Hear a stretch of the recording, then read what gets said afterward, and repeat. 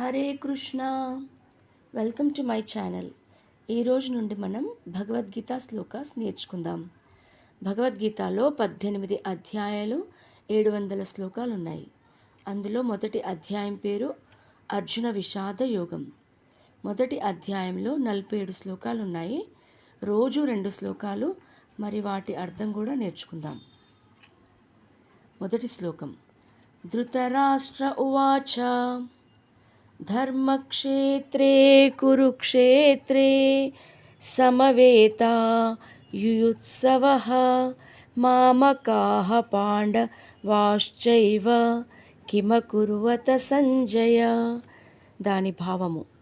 ధృతరాష్ట్రుడు పలికెను, ఓ సంజయ, యుద్ధ సన్నద్ధులైన ధర్మక్షేత్రమైన కురుక్షేత్రమునకు చేరియున్న నా కుమారులను పాండుపుత్రులను ఏమి చేసిరి. రెండవ శ్లోకం.